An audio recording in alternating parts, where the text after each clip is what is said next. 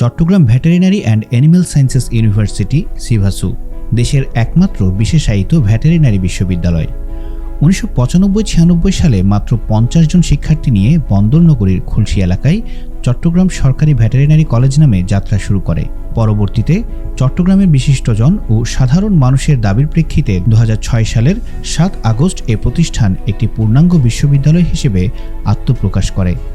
বর্তমানে সিভাসুতে 3টি অনুষদ, 2টি ইনস্টিটিউট ও 27টি বিভাগের অধীনে স্নাতক, এমএস, এমপিএইচ ও পিএইচডি ডিগ্রি প্রদান করা হচ্ছে। টিচিং ভেটেরিনারি হাসপাতাল সারা বিশ্বে ভেটেরিনারি শিক্ষা, চিকিৎসা ও গবেষণার জন্য উৎকৃষ্ট কেন্দ্র হিসেবে বিবেচিত। একটি পূর্ণাঙ্গ বিশ্ববিদ্যালয় হিসেবে সিভাসুর ভেটেরিনারি ক্লিনিক্স এর অধীনে স্থাপন করা হয়েছে এস.এ. কাদেরী টিচিং ভেটেরিনারি হাসপাতাল। ভেটেরিনারি শিক্ষায় প্রি ক্লিনিক্যাল বিষয়সমূহ সম্পন্ন করে শিক্ষার্থীদের পেশাগত যোগ্যতা অর্জনের জন্য বিজ্ঞানভিত্তিক প্রযুক্তি ও কলাকৌশল শিক্ষা এখান থেকেই নিশ্চিত করা হয়। এর পাশাপাশি বৃহত্তর চট্টগ্রামের গৃহপালিত প্রাণী, চিড়িয়াখানার প্রাণী ও বন্যপ্রাণীর রোগ নিরূপণ ও চিকিৎসা সেবাও প্রদান করা হচ্ছে। একজন দক্ষ পরিচালকের নেতৃত্বে মেডিসিন অ্যান্ড সার্জারি বিভাগের শিক্ষক মণ্ডলী দ্বারা পরিচালিত এ হাসপাতাল বিভিন্ন শাখায় বিভক্ত হয়ে একাডেমিক ও প্রশাসনিক কার্যক্রম চালিয়ে যাচ্ছে, যার মধ্যে বড় প্রাণী শাখা, ছোট প্রাণী, বন্যপ্রাণী, পাখি, অবস্টেট্রিক্স ও গাইনি, সার্জারি ও ভ্রাম্যমাণ ক্লিনিক শাখা উল্লেখযোগ্য। এ সকল শাখার যৌথ প্রয়াসে বর্তমানে বিভিন্ন প্রাণীর জটিল রোগের চিকিৎসা ও অস্ত্রোপচার সাফল্যের সঙ্গে সম্পন্ন করা হচ্ছে। রোগতত্ত্ব এবং আমাদের অ্যানিমেলের যে ডিজিজগুলো থাকে এবং জুনোসিস, এই যে অ্যানিমেল থেকে কীভাবে হিউম্যানে ছড়াচ্ছে, এটা কিভাবে ছড়াচ্ছে, প্রাদুর্ভাবের লক্ষণটা কেমন, এবং আমাদের যে অ্যানালাইটিক্যাল একটা স্কিল, যে আমরা একটা রোগ হচ্ছে সেটার অ্যানালাইসিস করব এবং সেই ডাটাটা হচ্ছে হিউম্যানের কল্যাণে এবং অ্যানিমেলের কল্যাণে ইউজ করব। সো এই জিনিসটা আমাদের মাস্টার্সে ব্যাপকভাবে শেখানো হয় এবং আমার ইচ্ছা ভবিষ্যতে একজন রিসার্চার হওয়া। এই ক্যাটটাকে আসলে কেউ হয়তো লাঠি দিয়ে বা কিছু দিয়ে আঘাত করেছিল, তারপর এই জায়গায় অ্যাবসেস হয়ে যায়।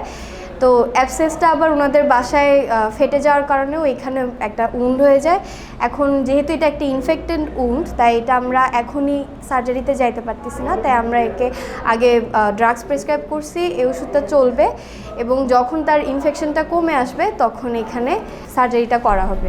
অভ্যন্তরীণ সেবার পাশাপাশি এই হাসপাতালে রয়েছে বহিরাঙ্গন কার্যক্রম। ভ্রাম্যমাণ ক্লিনিক্যাল শাখার মাধ্যমে 2000 সাল হতে চট্টগ্রামের শিকলবাহা ও কর্নেলহাট সহ বিভিন্ন জায়গায় সেবা দিয়ে যাচ্ছে এই প্রতিষ্ঠান। এছাড়াও প্রাণীদের দন্ত সমস্যার সমাধানে ভেটেরিনারি ক্লিনিক্সে স্থাপন করা হয়েছে অত্যাধুনিক ডেন্টাল এক্স-রে মেশিন।